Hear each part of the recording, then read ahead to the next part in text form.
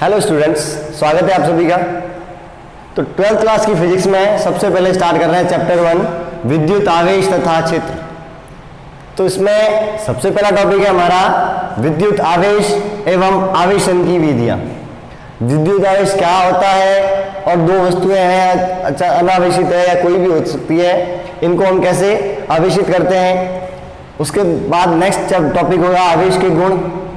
आवेश के गुण होते हैं 4 प्रकार के, तो डिटेल में हम आगे पढ़ेंगे। फिर है कूलॉम का नियम कि 2 आवेश या 3 आवेश रखे हुए हैं, उनके बीच में बल कितना लगेगा।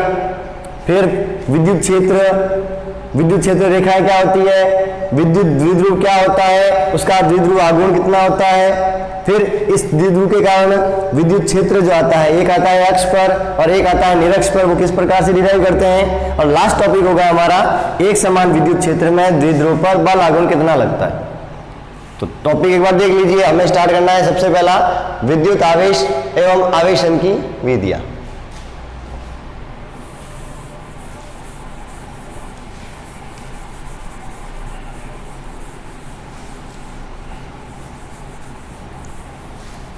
तो अपनी कॉपी और पेन बाहर निकालिए और नोट करना शुरू कीजिए। पहला टॉपिक है अपना विद्युत आवेश।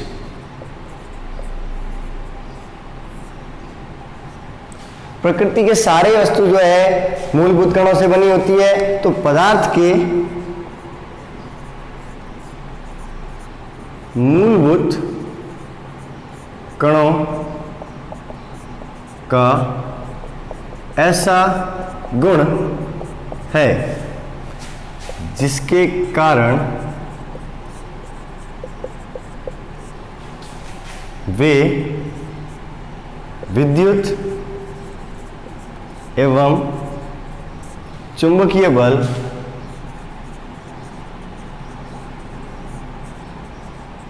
उत्पन्न करती है एवं अनुभव भी करती है।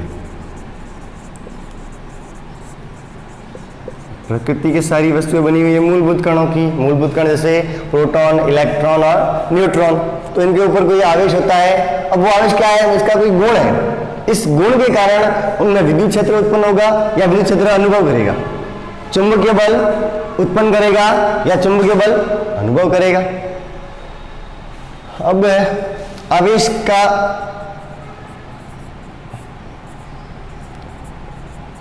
प्रकार जो है 2 प्रकार के होते हैं।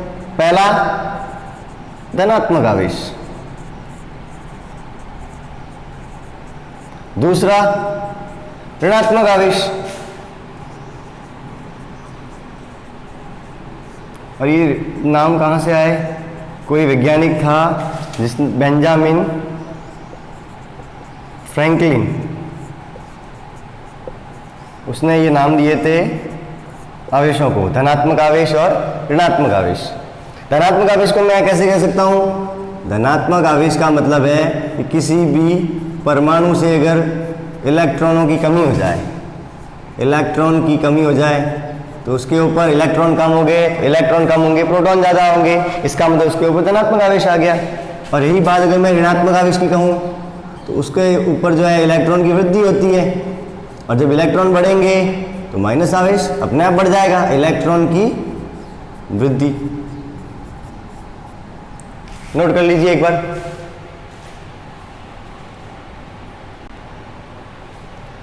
नोट कर लिया सबने?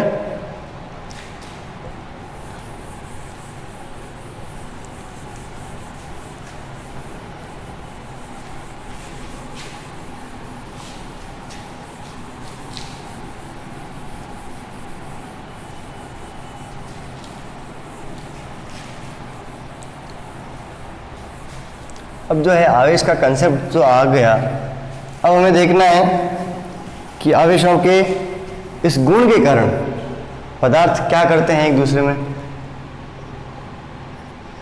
तो एक एक्सपेरिमेंट किया गया। एक्सपेरिमेंट क्या करते हैं, पहला एक्सपेरिमेंट है एक कांच की छड़ लेते हैं और उसके साथ में लेते हैं रेशम का कपड़ा। तो कांच की छड़ ली, रेशम का कपड़ा लिया, दोनों को जो है घर्षण करा दिया, आपस में रगड़ते हैं, और जो दो वस्तुओं को रगड़ेंगे आपस में तो इलेक्ट्रॉनों का ट्रांसफर होगा, और जब इलेक्ट्रॉनों का ट्रांसफर होगा कांच की छड़ से इसमें जाएंगे इलेक्ट्रॉन, तो कांच की छड़ को जो है ना, इस पर जो भी आवेश है यहाँ कांच की छड़, तो स्वेच्छा से किसी वैज्ञानिक ने मान लिया इसके ऊपर धनात्मक आवेश है, और जो रेशम का कपड़ा है उस पर ऋणात्मक आवेश आ गया। तो एक्सपेरिमेंट में क्या किया, इस कांच की छड़ को, अब जिसपे धनात्मक आवेश है, इसको किसी कुचालक डोरी से बांध के लटका दिया ऐसे, इसके ऊपर धनात्मक आवेश थे। ये है अपनी कांच की छड़। कांच की छड़ ऐसे ही रेशम के कपड़े के साथ में हमने वापस से रब कराया और दूसरी वापस यहां पे लेके आ गए।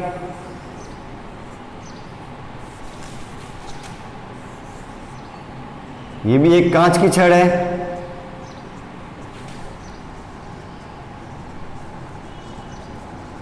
तो जब ये प्रयोग किया गया कि एक कांच की छड़ को रेशम के कपड़े के साथ रगड़ा, फिर यहाँ पे लटका दिया कुचालक डोरी से, ऐसे ही एक कांच की छड़ वापस इसके पास में लाई, तो ये दोनों एक दूसरे से दूर की ओर जा रही है, एक दूसरे की दूर की ओर जाना, इसको हम कहते हैं प्रतिकर्षण।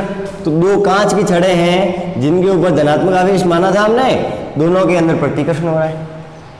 ऐसा ही एक्सपेरिमेंट किया गया। दूसरा जो था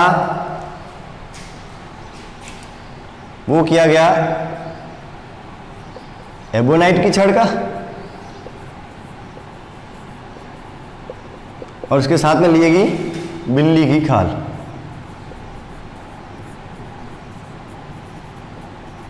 इन दोनों का आपस में कराया घर्षण, तो एबोनाइट की छड़ को मान लिया ऋणात्मक आवेश, एबोनाइट की छड़ को मान लिया ऋणात्मक, और बिल्ली की खाल को मान लिया धनात्मक।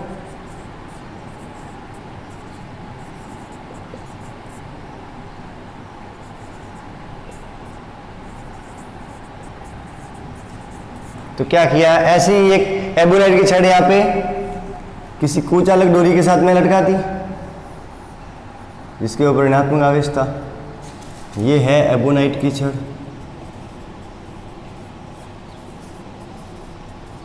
एक दूसरी छड़ ली, उसको भी बिल्ली की खाल के साथ में रगड़ लिया और यहाँ पे इसके पास में लाके रख दिया, ये भी माइनस। तो हमने यहाँ पे देखा कि एबोनाइट की छड़ है, ये दूसरी एबोनाइट की छड़ के साथ में वापस प्रतिकर्षण हो रहा है, दोनों पास में आ ही नहीं रही, दूर जा रही है एक दूसरे से, तो यहाँ पर भी प्रतिकर्षण हो रहा है। नोट कर लीजिए इनको। फिर एक तीसरा एक्सपेरिमेंट पढ़ रहे हैं। तीसरा एक्सपेरिमेंट क्या किया, इस कांच की छड़ को लिया जो कि धनात्मक थी, दूसरी ली एबोनाइट की छड़ को जो ऋणात्मक है। जब इन दोनों को पास में लटकाया तो दोनों पास में आ रही है, उन दोनों में आकर्षण हो रहा है। लिखिए, ये फिर आगे समझाता हूं मैं। चलो नोट कर लिया।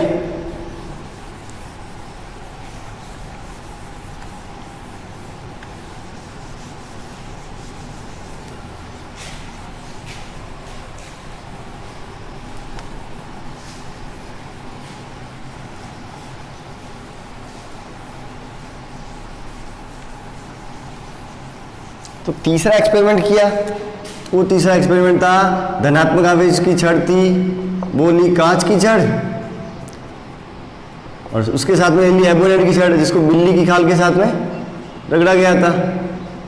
और जब इन दोनों छड़ों को पास में लटका रहे हैं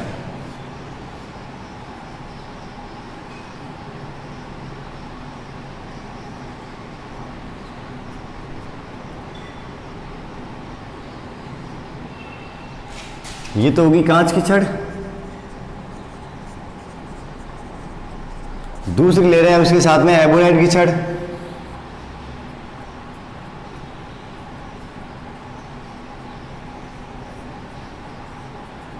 तो अब ये दोनों पास में आ रही है, ये इसको इधर ला रही है, ये इसको इधर ला रही है, और इसका नाम ले दिया हमने पास में आ रही है तो आकर्षण। तीनों एक्सपेरिमेंट से क्या पता चल रहा है कि अगर समान प्रकृति के आवेश है तो यहां से निष्कर्ष लिखते हैं।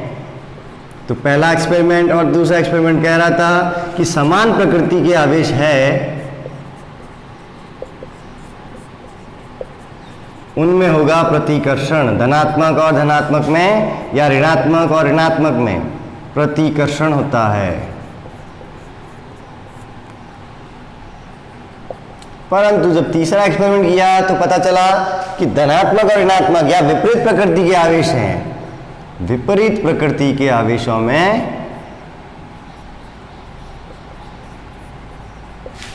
विपरीत प्रकृति के आवेशों में आकर्षण होता है। प्लस और प्लस में होगा प्रतिकर्षण और प्लस और माइनस में होगा आकर्षण। नोट कर लीजिए इसको, ठीक है। हाँ।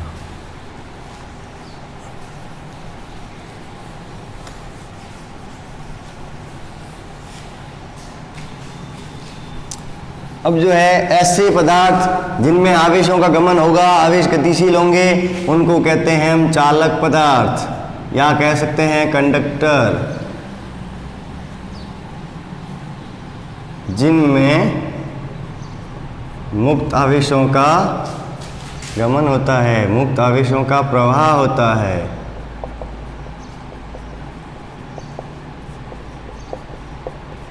उन्हें कहते हैं चालक पदार्थ। और चालक पदार्थ की यह विशेषता है कि किसी चालक पदार्थ को अगर आप आवेश देते हो तो किसी चालक पदार्थ को आवेश देने पर आवेश उसकी सतह पर वितरित हो जाते हैं। ये होती है चालक पदार्थों की गुण, वितरित हो जाते हैं। याद रखना ये चीज़। जिनमें मुक्त आवेशों का प्रवाह होता है उन्हें चालक कहते हैं। और चालक की एक प्रॉपर्टी है, अगर आप उसको आवेश दोगे तो आवेश सारे के सारे उसकी सतह पर आएंगे, अंदर कुछ भी नहीं रहेगा। दूसरे होते हैं कुचालक कह दो, अचालक कह दो, या इंग्लिश में कहें तो इंसुलेटर। जिनमें मुक्त आवेशों का प्रवाह नहीं होता, जिनमें मुक्त आवेशों का प्रवाह नहीं होता, उन्हें कहते हैं कुचालक। कुचालक के तो बहुत सारे उदाहरण भी होते हैं, जैसे अपने भी कर रहे थे, कांच की छड़ है, अगर आप उसको घर्षण करवाओगे तो आवेश आएंगे, वरना उसमें आवेश नहीं आएंगे। दूसरा है प्लास्टिक। तो ये सारे एग्जाम्पल होते हैं कुचालक। बाकी चालक के तो सारी धातुएं चालक ही होती है लगभग, तांबा, एल्यूमिनियम, चांदी, वो सब चालक में आते हैं। लिखिए इनको।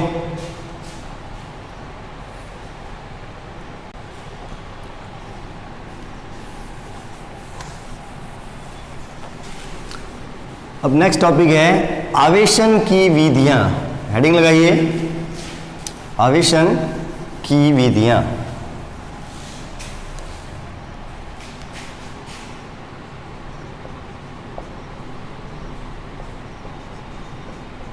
तो आवेशन की 3 विधियां होती है। 3 विधियां में हम पढ़ रहे हैं। पहली विधि है घर्षण द्वारा। तो घर्षण विधि मतलब नॉर्मल किसी भी जो है दो वस्तुओं को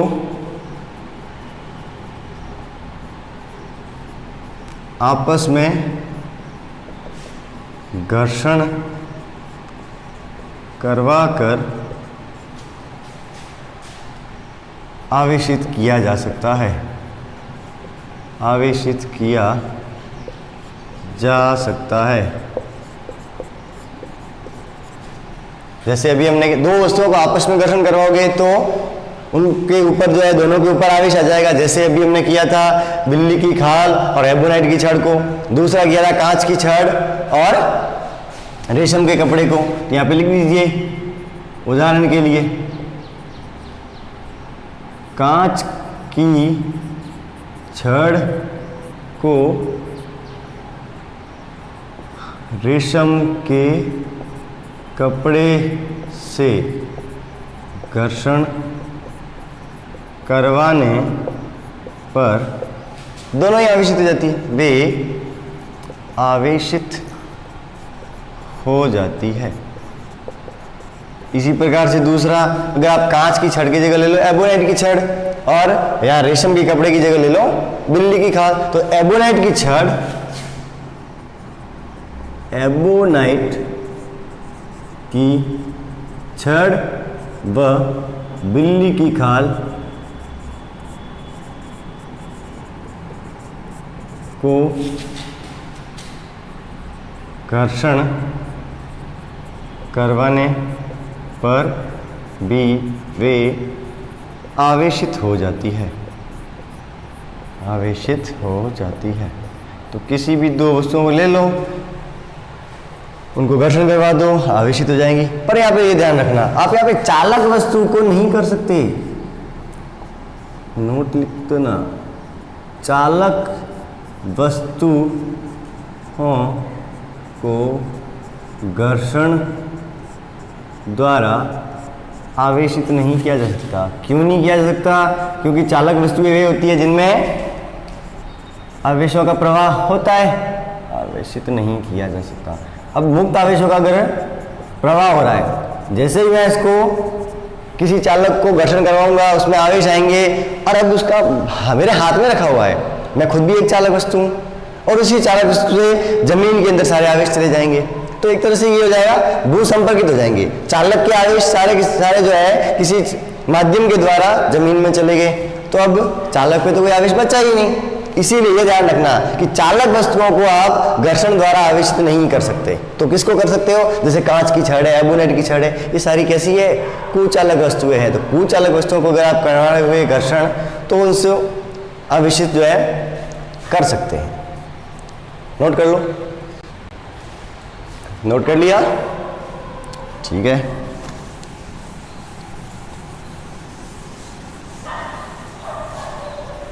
अगर आप अपने घर पर एक्सपेरिमेंट करना चाहते हैं तो एक कंघी को लीजिए, बालों में रगड़िए, और छोटे छोटे कागज के जो है टुकड़ों को उससे उठाइए, तो वहाँ पर आपकी कंघी जो है आवेशित हो रही है, करके देखना और फिर कमेंट करना मुझे।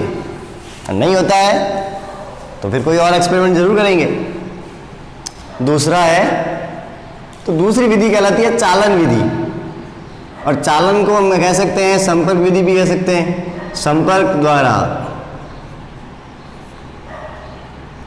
तो दो वस्तुएं लो, चालक ले लो इस बार, क्योंकि चालन नाम है, संपर्क है, संपर्क में दोनों को वस्तुओं को रखना है। तो अभी मैंने कहा था कि एक चालक वस्तु है, उसको अगर आप आवेश दोगे तो आवेश कहाँ आएंगे? उसकी सतह पर। तो मैं दो वस्तुएं ले रहे, इसके साथ में एक दूसरी रख रहे,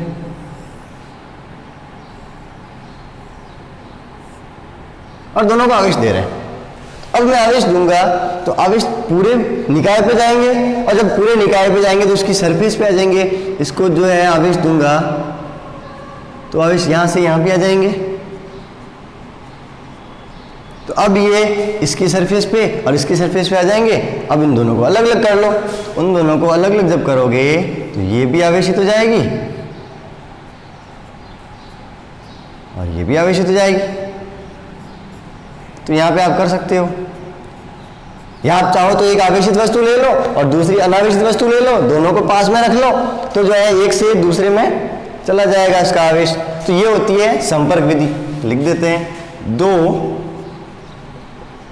चालक वस्तुओं को पास में रखकर आवेशित करें तो आवेश उसकी संपूर्ण सतह पर वितरित हो जाता है।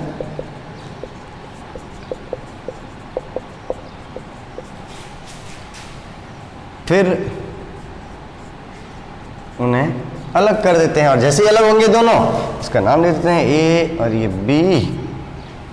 तो ये ए भी आवेशित हो गया और बी भी आवेशित हो गया। फिर उन्हें अलग कर लिया जाता है, अलग कर लिया जाता है।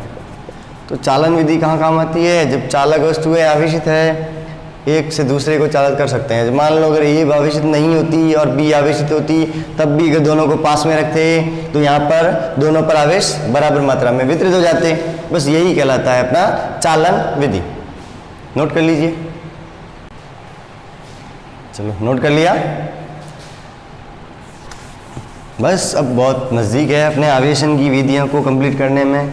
सिर्फ एक विधि बची है, बहुत ही मज़ेदार विधि है, वो है प्रेरण विधि। किसी को प्रेरित करना। एक के पास आवेश है, दूसरे को प्रेरित करेगा। कैसे करेगा देखते हैं अभी। तो हेडिंग लगाइए प्रेरण विधि। प्रेरण विधि। और प्रेरण विधि में क्या है? अगर आपके पास धनात्मक आवेश है तो किसी दूसरी वस्तु को आप ऋणात्मक आवेश दे सकते हो। कैसे देते हैं लिखिए जरा। तो प्रेरण विधि, इस विधि में किसी वस्तु पर विपरीत प्रकृति का आवेश प्रेरण विधि द्वारा प्राप्त किया जा सकता है। कैसे कर सकते हैं? मतलब कि आपके पास एक कोई चालक गेंद ले ली, मैंने चालक गेंद ले ली। चालक गेंद का नाम देते हैं, चालक गेंद का नाम लिख दिया ए। इसके ऊपर आवेशित नहीं है, तो यह है अनावेशित गेंद है। अब जो है मैं एक दूसरी कोई अपने पास छड़ लेके आ रहा हूँ बी, और ये आवेशित है। ये आवेशित कैसे है? इसके ऊपर माइनस आवेश है, तो यहाँ पे लिख देते हैं ऋणावेशित छड़। जैसे ही ऋणावेशित छड़ को मैं पास में लाऊंगा, इसको टच नहीं करवाना है। अब थोड़ा सा पास में लाएंगे तो याद करो अनावेशित छड़ के अंदर प्लस और माइनस तो होंगे ही होंगे। प्लस और माइनस जब बराबर होते हैं वो उसका आवेश टोटल जीरो हो जाता है। तो यहाँ पे क्या होगा? इस माइनस को माइनस रिपेल करेगा, तो ये माइनस इस अंदर के माइनस को एक तरफ करेगा और अंदर के प्लस पास में आएंगे इसके। देखते हैं क्या घटना हो रही है। तो ये आवेशित छड़ माइनस वाली है, और यहाँ पर गोले के अंदर क्या होगा? माइनस को धक्का देगा, माइनस यहाँ आ जाएंगे। प्लस को अपनी ओर खींचेगा, बाहर तो आ नहीं सकते, तो ये यहां आ जाएंगे। फिर अब मुझे क्या करना है? अगर मान लेते हैं अब इस ऋणावेशित छड़ को मैं दूर लेके चला जाऊं तो क्या होगा? अगर दूर लेके जाऊंगा तो ये प्लस माइनस मिक्स हो जाएंगे, वापस अनावेशित। हमको ऐसा करना नहीं है, तो क्या कर रहा हूं मैं? ये माइनस आवेश एक्स्ट्रा है, इनको बाहर भेज दें। बाहर भेजने के लिए आप एक तार लगा दिया मैंने, कोई भी चालक तार, और इसको मैंने जमीन के अंदर भेज दिया। इसको हम कहते हैं भू संपर्कित करना। किसी भी आवेश को किसी तार से जोड़ दो, तो ये तार से जोड़ दिया, आवेश इस तार से होके जमीन में चले जाएंगे। इसको कहते हैं भू संपर्कित या अर्थिंग। तो सारे आवेश चले गए अंदर, तो जितने माइनस आवेश जाएंगे उतना ही प्लस इसके ऊपर मिलेंगे। अब देखते हैं थर्ड कंडीशन में, ये माइनस भले दूर ले जाओ कोई मतलब नहीं है, ये माइनस भू संपर्कित हो गए। अब अपने जो है चालक गेंद बचेगी, उसके ऊपर आवेश बचेंगे प्लस, और वो वापस अपनी जगह पे आ जाएंगे, पूरे क्षेत्र में फैल जाएंगे। तो अब यहाँ पर कोई आवेश नहीं था, ऋणावेश था अपने पास अवेलेबल छड़, वो इस पे पास लाई, प्लस इधर आए, माइनस उधर गए, माइनस को भू संपर्कित किया, पीछे क्या बचा? धनावेशित गेंद बन गई। छड़ थी मेरे पास ऋणावेशित की, तो ऋणावेश के कारण मेरे को धनावेश मिल रहा है। तो इस विधि में, प्रेरण विधि में क्या होता है? किसी वस्तु पर आप विपरीत प्रकृति का आवेश प्राप्त कर सकते हो। विपरीत किसका? जो छड़ आपके पास अवेलेबल है उसकी विपरीत प्रकृति। अगर मैं मान लो यहाँ पे ऋणावेशित छड़ की जगह धनावेशित छड़ ले लेता, तो क्या होता, धनावेश जाते दूर, ऋणावेशित रहते पास में, और धनावेश को भेज दो तो यहाँ पे रहते ऋणावेशित। तो आप धनावेश के कारण ऋणावेश प्राप्त कर सकते हो और ऋणावेश के कारण में धनावेश प्राप्त कर सकते हो। चलिए नोट करिए, चलिए नोट कर लीजिए। तो अब जो है किसी भी वस्तुओं को आवेशित करना है, उनकी विधियां तो हमने पढ़ ली। फिर आवेशित करने की विधियां पढ़ ली तो प्रेरण विधि में तो विपरीत प्रकृति का आवेश मिल रहा है ना, तो पता भी तो करें कितना मिल रहा है। तो मान लेते हैं किसी ऋणावेशी छड़ जो आवेशित अपने पास छड़ थी उसके ऊपर आवेश था Q, तो अब लास्ट में मिलेगा अपने को Q डैश बराबर minus Q1 minus 1 upon epsilon R। इस फॉर्मूले से आप पता कर सकते हैं कि प्रेरण विधि में मुझे आवेश कितना मिलेगा। Q आवेश क्या है, अपने पास जो था आवेश, तो किसी छड़ पर जो आवेश था हमें जो हमारे पास था। एप्सिलॉन R क्या है, ये किसी भी माध्यम का, अब चालक जो है वस्तु ली थी हमने, गेंद ली थी, वो गेंद किसकी बनी हुई है, लोहे की है, तांबे की है, तो उनकी एक प्रकृति होती है, विद्युतशीलता कह सकते हो आप इसको, या परावैद्युतांक कह सकते हैं। पढ़ेंगे आगे इसको डिटेल में, अभी इतना देख लीजिए कि Q डैश जो अपने को आवेश मिल रहा है, Q डैश को हम कह सकता हूं मैं प्रेरित आवेश, क्योंकि प्रेरण विधि से मिल रहा है तो ये प्रेरित आवेश हो गया। तो प्रेरित आवेश जो है कितना होता है, माइनस Q ब्रैकेट में 1 minus 1 upon epsilon R। Minus Q लग रहा है, Q अगर आपके पास धनावेशित है तो Q डैश कैसा मिलेगा, ऋणावेशित। अगर Q ऋणावेशित है तो Q डैश मिलेगा धनावेशित। बस दोनों की विपरीत प्रकृति होगी, आवेश जो आपके पास है और प्रेरित आवेश जो आप प्राप्त कर रहे हो, दोनों एक दूसरे के विपरीत होंगे। नोट कर लीजिए। तो आज का लेक्चर यही खत्म हुआ, तो मिलता है अपने अगले वीडियो में जहां बात करेंगे आवेश का मात्रक क्या होता है और आवेश के गुण कैसे होते हैं, किस प्रकार का आवेश है, किस प्रकार के उसके गुणधर्म दर्शाएगा।